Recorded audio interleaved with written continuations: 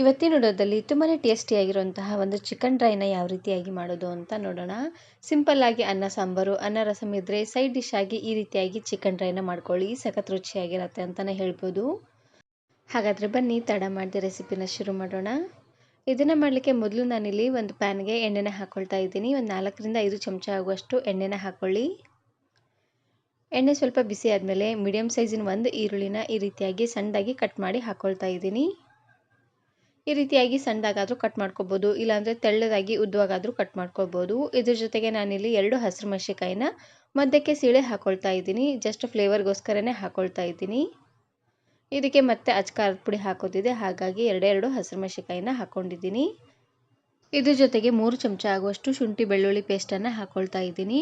ಸಣ್ಣ ಚಮಚಲ್ಲಿ 3 ಚಮಚ ಆಗುವಷ್ಟು ಹಾಕ್ಕೊಂಡ್ರೆ ಸಾಕಾಗುತ್ತೆ. ಶುಂಠಿ ಬೆಳ್ಳುಳ್ಳಿ ಸ್ವಲ್ಪ ಜಾಸ್ತಿ ಇದ್ದಷ್ಟು ಚಿಕನ್ ಡ್ರೈ ತುಂಬಾ ರುಚಿಯಾಗಿ ಬರುತ್ತೆ ನೋಡಿ, ಹಾಗಾಗಿ ಸ್ವಲ್ಪ ಜಾಸ್ತಿ ಅನ್ನೋಂಗೆ ಹಾಕ್ಕೊಳ್ತಾ ಇದ್ದೀನಿ.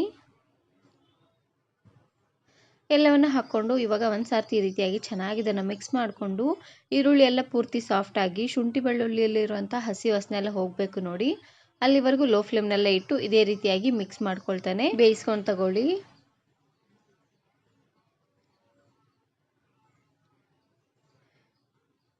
ಇವಾಗ ನೋಡ್ತಾ ಇರ್ಬೋದು ಈರುಳ್ಳಿ ಎಲ್ಲ ಸ್ವಲ್ಪ ಕಲರ್ ಚೇಂಜ್ ಆಗಿದೆ, ಹಾಗೆಯೇ ಶುಂಠಿ ಬೆಳ್ಳುಳ್ಳಿಯಲ್ಲಿರುವಂಥ ಹಸಿ ವಾಸನೆ ಎಲ್ಲ ಪೂರ್ತಿಯಾಗಿ ಹೋಗಿದೆ.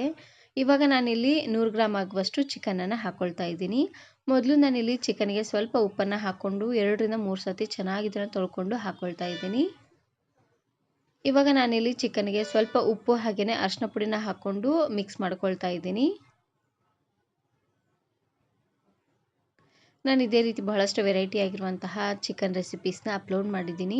ವಿಡಿಯೋ ನೋಡಿಲ್ಲ ಅಂದರೆ ಈ ವಿಡಿಯೋ ಕೊನೆಯಲ್ಲಿ ಹಾಕಿರ್ತೀನಿ ನೋಡಿ, ಚೆಕ್ ಮಾಡಿ. ಒಂದಕ್ಕಿಂತ ಒಂದು ತುಂಬಾ ಟೇಸ್ಟಿಯಾಗಿರುತ್ತೆ ಅಂತಲೇ ಹೇಳ್ಬೋದು. ನೋಡಿ ಅರಿಶಿನ ಪುಡಿ ಹಾಗೆಯೇ ಉಪ್ಪನ್ನು ಹಾಕ್ಕೊಂಡು ನೋಡಿ ಈ ರೀತಿಯಾಗಿ ಚೆನ್ನಾಗಿ ಇದನ್ನು ಮಿಕ್ಸ್ ಮಾಡಿಕೊಂಡು ಇವಾಗ ನಾನಿಲ್ಲಿ ಲೋ ಫ್ಲೇಮ್ನಲ್ಲೇ ಇಟ್ಟು ಚೆನ್ನಾಗಿದು ನೀರು ಬಿಡಬೇಕು ನೋಡಿ, ಅಲ್ಲಿವರೆಗೂ ಲೋ ಫ್ಲೇಮ್ನಲ್ಲೇ ಇಟ್ಟು ಬೇಯಿಸ್ಕೊಳ್ತಾ ಇದ್ದೀನಿ.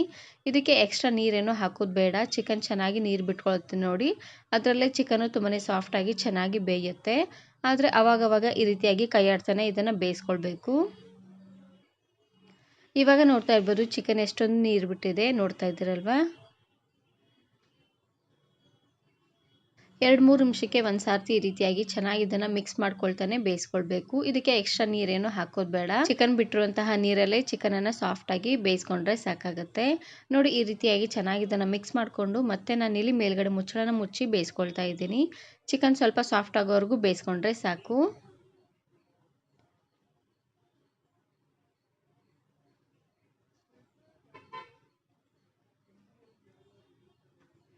ಇವಾಗ ನೋಡ್ತಾ ಇರ್ಬೋದು ಚಿಕನ್ ಪೀಸಸ್ ಎಲ್ಲ ಎಷ್ಟು ಸಾಫ್ಟಾಗಿ ಬೆಂದಿದೆ ಅಂತ.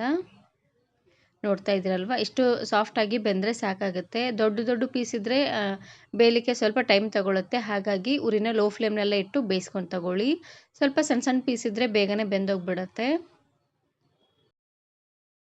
ಚಿಕನನ್ನು ಬಳಸಿ ಬರೀ ಅದೇ ಗ್ರೇವಿ ಹಾಗೆಯೇ ಕರಿ ಎಲ್ಲ ತಿಂದು ಬೇಜಾರಾಗಿದ್ದರೆ ಒಂದು ಸಾರ್ತಿ ಈ ರೀತಿಯಾಗಿ ಡ್ರೈನ ಮಾಡ್ಕೊಳ್ಳಿ, ಸಖತ್ ರುಚಿಯಾಗಿರುತ್ತೆ.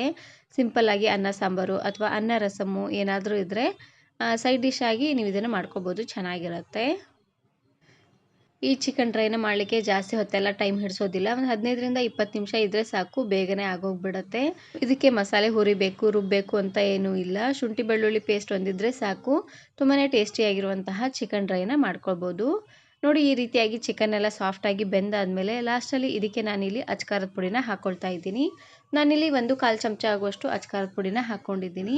ನಿಮಗೆ ಖಾರಕ್ಕೆ ಎಷ್ಟು ಖಾರ ಬೇಕೋ ಅಷ್ಟು ಖಾರನ ನೀವು ಇಲ್ಲಿ ಹಾಕ್ಕೊಳ್ಬೋದು. ಮೊದಲೇ ನಾನಿಲ್ಲಿ ಹಸಿರು ಮೆಣಸಿನಕಾಯಿನ ಹಾಕ್ಕೊಂಡಿದ್ದೆ ನೋಡಿ, ಹಾಗಾಗಿ ಸ್ವಲ್ಪ ಅನ್ನೋಂಗೆ ಅಚ್ಕಾರದ ಪುಡಿನ ಹಾಕ್ಕೊಂಡಿದ್ದೀನಿ. ಇದಕ್ಕೆ 1 ದೊಡ್ಡ ಚಮಚ ಆಗುವಷ್ಟು ಗರಂ ಮಸಾಲ ಹಾಗೆಯೇ 1 ಚಮಚ ಆಗುವಷ್ಟು ಚಿಕನ್ ಮಸಾಲನ ಹಾಕ್ಕೊಳ್ತಾ ಇದ್ದೀನಿ. ಇವಿಷ್ಟು ಮಸಾಲೆನ ಹಾಕ್ಕೊಂಡ್ರೆ ಸಾಕಾಗುತ್ತೆ. ಎಲ್ಲವನ್ನು ಹಾಕ್ಕೊಂಡು ಒಂದು ಸಾರ್ತಿ ಚೆನ್ನಾಗಿ ಇದನ್ನು ಮಿಕ್ಸ್ ಮಾಡಿದ್ರೆ ಆಯಿತು. ತುಂಬಾ ಟೇಸ್ಟಿಯಾಗಿರುವಂತಹ ಚಿಕನ್ ಡ್ರೈ ರೆಡಿಯಾಗಿ ಹೋಗ್ಬಿಡುತ್ತೆ. ಚಿಕನ್ನು ಕರೆಕ್ಟಾಗಿ ಅಷ್ಟೊಂದು ಸಾಫ್ಟಾಗಿ ಬೆಂದಿಲ್ಲ ಅನ್ನೋರು ಈ ಟೈಮಲ್ಲಿ ಲಾಸ್ಟಲ್ಲಿ ಸ್ವಲ್ಪ ನೀರನ್ನು ಹಾಕ್ಕೊಂಡು ಚಿಕನನ್ನು ಚೆನ್ನಾಗಿ ಕುದಿಸ್ಕೊಂಡ್ರೆ ಆಯಿತು ನೋಡಿ. ಈ ರೀತಿಯಾಗಿ ಚೆನ್ನಾಗಿ ಇದನ್ನು ಮಿಕ್ಸ್ ಮಾಡಿಕೊಂಡು ಲಾಸ್ಟಲ್ಲಿ ಸಣ್ಣದಾಗಿ ಕಟ್ ಮಾಡಿರುವಂತಹ ಕೊತ್ತಂಬರಿ ಸೊಪ್ಪನ್ನು ಹಾಕ್ಕೊಳ್ತಾ ಇದ್ದೀನಿ. ಇದನ್ನು ಬ್ಯಾಚುಲರ್ಸು ಸಹ ಆರಾಮಾಗಿ ಮಾಡ್ಕೊಳ್ಬೋದು, ಯಾಕಂದರೆ ಮಸಾಲೆ ಹುರಿಯೋದು ರುಬ್ಬೋದು ಅಂತ ಏನೂ ಇಲ್ಲ, ತುಂಬಾ ಸಿಂಪಲ್ಲಾಗಿ ಮಾಡ್ಕೊಳ್ಬೋದು ನೋಡಿ. ಹಾಗಾಗಿ ಈ ವಿಡಿಯೋ ಇಷ್ಟ ಆದರೆ ಈಗಲೇ ಒಂದು ಲೈಕ್ ಬಟನನ್ನು ಕ್ಲಿಕ್ ಮಾಡಿ ಫ್ರೆಂಡ್ಸ್ ಆ್ಯಂಡ್ ಫ್ಯಾಮಿಲಿ ಜೊತೆಗೆ ಶೇರ್ ಮಾಡಿ. ಹಾಗೆಯೇ ಮತ್ತಷ್ಟು ಹೊಸ ರೆಸಿಪಿಗಾಗಿ ವರ್ಣಿಕಾ ಅಡುಗೆ ಮನೆ ಯೂಟ್ಯೂಬ್ ಚಾನಲನ್ನು ಸಬ್ಸ್ಕ್ರೈಬ್ ಮಾಡಿಕೊಳ್ಳಿ. Thank you. Thanks for watching.